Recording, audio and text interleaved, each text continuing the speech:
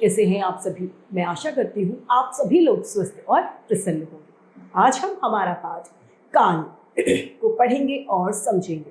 तो आइए शुरू करते हैं इस पाठ को। ये है पाठ 12 काल टेंस। आइए शुरू करते हैं। काल का अर्थ क्या होता है? काल का अर्थ होता है समय, यानी समय ही काल कहलाता है। काल से हमें यह पता चलता है कि कोई काम या फिर कोई क्रिया कब हुई है, यानी बीते हुए समय में या अभी के समय में या आने वाले समय में। ये सभी का ज्ञान हमें काल से ही होता है। आइए पढ़ते हैं।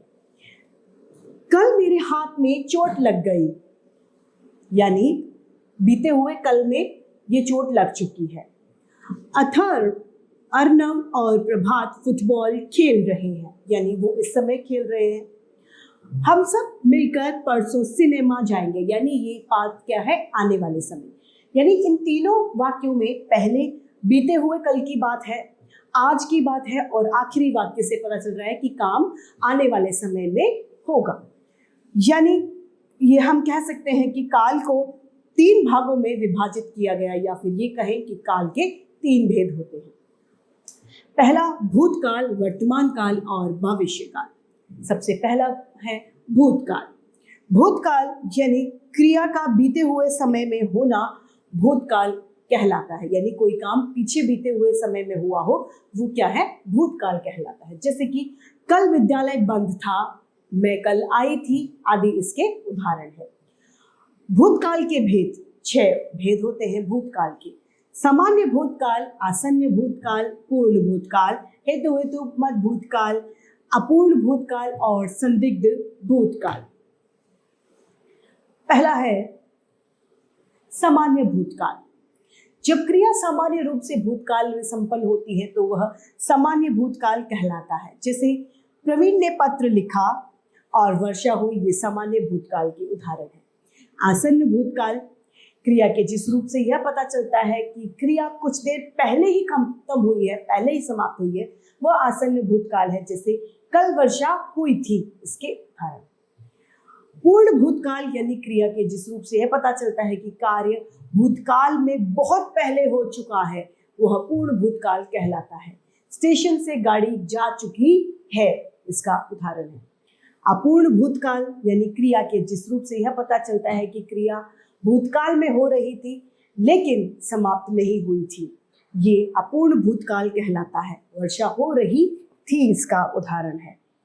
संदिग्ध भूतकाल यानी भूतकाल की जिस क्रिया के करने या होने में संदेह होता है उसे संदिग्ध भूतकाल कहलाते हैं।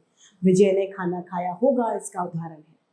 हेतुमत भूतकाल, क्रिया के जिस रूप से ज्ञान होता है कि कार्य भूतकाल में संपन्न हो सकता था परंतु किसी कारण से पूरा नहीं हो सका, वो हेतुमत भूतकाल कहलाता है। यदि विक्रम परिश्रम करता तो अवश्य पास होता, आदि इसके उदाहरण है।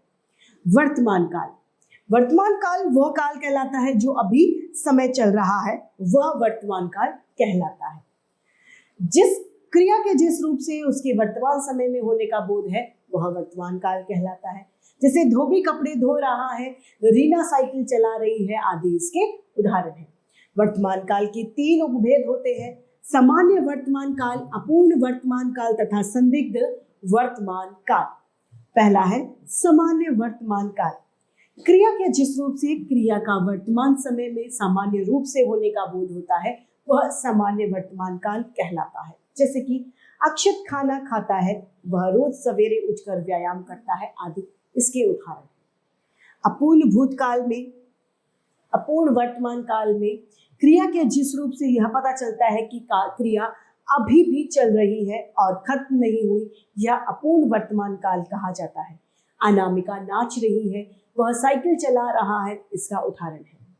संदिग्ध वर्तमान काल, क्रिया के जिस रूप से उसके वर्तमान समय में होने का संदेह होता है वह संदिग्ध वर्तमान काल कहलाता है। जैसे अंशिका सो रही होगी, व्याघ्रता खा रही होगी, आदि इसके उदाहरण होंगे। भविष्य काल, भविष्य काल वह काल होता है जिसमें आने वाले समय में किए हुए काम को पता चलता है कि आने वाले समय में जो घटनाएं होंगी वो भविष्य काल कहलाता है। हम कल विद्यालय जाएंगे, कल हम सिनेमा जाएंगे, इस भविष्य काल के उदाहरण है। भविष्य काल के भी दो भेद होते हैं, सामान्य भविष्य काल और संभाव्य भविष्य काल। सामान्य भविष्य काल क्रिया के जिस रूप से यह बोध होता है कि क्रिया का कार्य आने वाले समय में सामान्य रूप से होगा, वह सामान्य भविष्य काल कहलाता है। जैसे रोहित पौधों में पानी देगा और हम क्रिकेट खेलेंगे या हम सभी जाएंगे, इसका उदाहरण है।